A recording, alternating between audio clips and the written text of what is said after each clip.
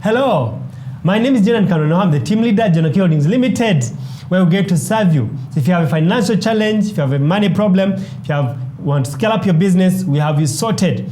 And you can always check us out at www.thejonakiholdings.com for money solutions. We are located in Tinda as our headquarters and at Mlago Business Center as our branch. Enjoy this video.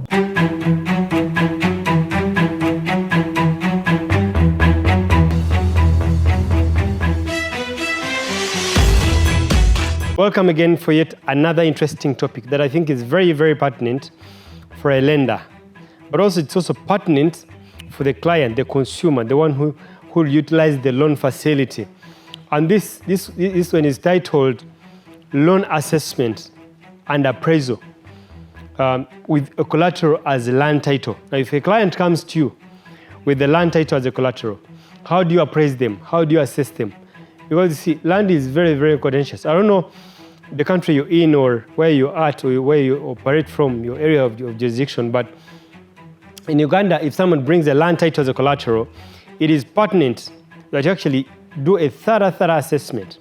Thorough assessment. Why? Because a client has an attachment to that land title. They have an attachment to that land. And some of this land is actually an ancestral land. Most of the guys use their motherlands, ancestral lands. He was raised there, he was born there. So he has an attachment. And land is something that a client probably, even if you foreclose or probably you all agree and you dispose it off, it will not get outside, it will not get off his mind. Why? Because he's attached to the land. And that land will never move from that position where it is. So you ought to transact very carefully, very carefully. And that's why I actually got to share on this topic. You ought to transact to take your extra care to make sure that the client actually pays. Because in my previous YouTube, I actually highlighted that, it is not the land title, it is not the collateral that is going to pay. It is not. It is the client. So you ought not to look at the collateral, but rather the client and his ability, his cash flow to pay, not the land, not the collateral. So on this case, how do you treat a land title? The key thing that you have to look at for the land title. First, a client should have a land title in the first place, because there are those clients who come with, in Uganda we call them endagano. Some document, some transaction document, or the agreement between the buyer and seller, that does not prove ownership. Because look, in the event that the person comes and uses that endagano to get money from you, he can actually use the same thing, or probably even go to the same people and say, you know what, I lost my other agreement, now I need another agreement. Nothing will stop him from getting another agreement. And you're in hot soup if you lend money against that agreement. So I'm against lending money using any other document apart from the land title. Now, there are several other collaterals, but now if you're to go land, it is important that you transact against a land title. So I thought I'd clear that. So these things of ndagano or a written document between the buyer and the seller, they cannot work. Why? Because you cannot even express your interest or even express your interest on that document. You cannot put a mortgage on that document. So meaning that there is no law that actually warrants you to foreclose using that written document, the contract, the agreement between the buyer and the seller. So you ought to transact on a title. Now, in the event that the client has a title, what then happens? It could be a mile title, it could be a leasehold, it could be any title, but truth is it has to be a title. The key thing that you need to observe first is perform a search in the title. Perform a search in the title. And in performing a search on the title, it is important that you actually come to confirm that this guy is the actual owner. We've had a scenario where a client goes and forges the national ID of the owner of the title. Sometimes they connive with the actual owner because both could be fraudsters and they say we are in this business together, so let's use this thing. So he goes and he forges the national ID, processes the national ID in that title, and everything is legit in a way. When you go to run search, if they've not put the actual photo of the owner of the land, you actually see that the photo is the same, the details are the same, the information is the same. And you perform the search and everything is okay from the lands office. And lo and behold, you transact, and probably when you go to put a mortgage, the mortgage bounces. That's what happened to us. It's a big challenge. The mortgage bounces. Then what happens? And much of the time is that the client will put in a lot of pressure.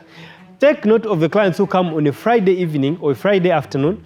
They want to transact against a land title and they put in a lot of pressure. A lot of pressure. Look, you're not the one who threw this client into this pressure or this challenge they have. Not that you should treat clients badly, but look, they should own what it is that they are going through. And they cannot afford to throw that they are going through on you. If you fall prey, it's upon you. But this guy comes in the Friday afternoon. He knows we are going towards the weekend. He wants to transact against a land title. Puts on a lot of pressure. Even if he comes on Thursday, sometimes, government offices take a while to actually search because of the transactions, the number of transactions that happen. So you ought to take your time, run a search, and the search should actually show the picture plus the details of the client, and they should be in tandem, in alignment with the information on the title. But also, two, you ought to actually go visit the site.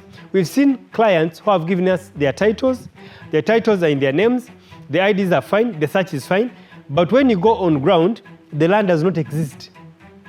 They say the land is not there. You tell the client, come, we go to the site visit, open boundaries, and the land is not there. The client does not show up. He even leaves you with the title. So meaning that the title was fake. So he made the title, which looks original. He has a national ID. You go to visit the land is not on ground.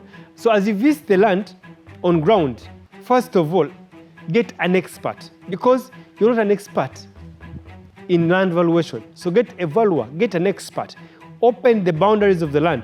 We've also had scenarios, you go to the land is there, yes, but as you open the boundaries, whereas the guy told you that it's an acre of land, you find that they are probably, 15 decimals. Why? Because you owe to open the boundaries. He could be having the title, the mother title, and yet he cut off a number of other plots and even sold them. So you actually owe to open the boundaries to ascertain if the measurements on ground are the same measurements that are reflected on the title. So you actually have to open the boundaries. Now, doing all the things is not you as a lender. Unless you're qualified valuer, you're qualified surveyor, that's when you can actually do all these things. You ought to get a professional. That whereas your profession, your lending thing, there's a professional who is meant to do the valuation, there's a professional who is meant to do the boundary openings, a qualified surveyor who studied for 4 years and understood these things and understands those concepts and can actually guide you accordingly. Or else, you're going to lose the money that you're lending, especially for land. Then after doing all these things, it is important that you actually express your interests or register your interests on this title. Register your interest on this title, because it's until then, there are those guys who actually just receive title. Because he has opened the boundaries, he has gone to visit the land, it is there, and everything is okay, he has done the search, it is tick. What then happens? You ought to register your interest, because it's until your interests are registered on that land title that you can actually, in the event that the client fails to pay, you can actually foreclose on that land title.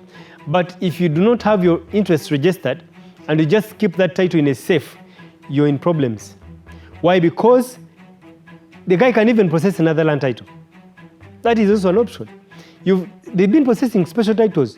And also I encourage you, don't transact on a special title. The special title shows that there is an existent mother title somewhere. So some of the clients assume they're too sharp, they go and give you a title, and just because you've not put a mortgage, they actually go and say, you know what, I lost this title. He pays a lot of money, which money he could even have got from you, and possesses a special title, and he goes even sells this title, or he goes and sells this land, because land is proved of ownership by title. If you own land, you don't have a title, you don't own that land. So you ought to register your interest. So that in the event that he says they lost a title, they can tell him, look, this title that you're saying that you lost has a mortgage on it. You borrowed against it. So you cannot do anything on it. Then there are some other lenders who have been putting caveats on the land title. A caveat is just an encumbrance. It does not warrant you to foreclose on the title, to foreclose on that land. So you ought to register a mortgage, because it's a mortgage that is recognized with the Mortgage Act that you can actually foreclose and recover your money. So register a mortgage on your title. It is not as hard. So I hope you take note. So as you transact on land and using land as collateral, you ought to appraise and assess through the detail, because land is very contentious and you can easily go astray and probably lose your money. And who knows, you can only have a number of clients, and probably if they all go bad, then you get out of business. Thank you so much.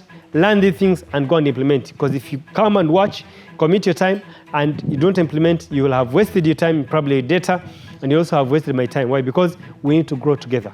Thank you for watching. God bless you. Always check us out at www.jonakiholdings.com. But also realize that some of the information I cannot share it in this YouTube. That's why I encourage you to sign up for the masterminds, and then we get to grow together.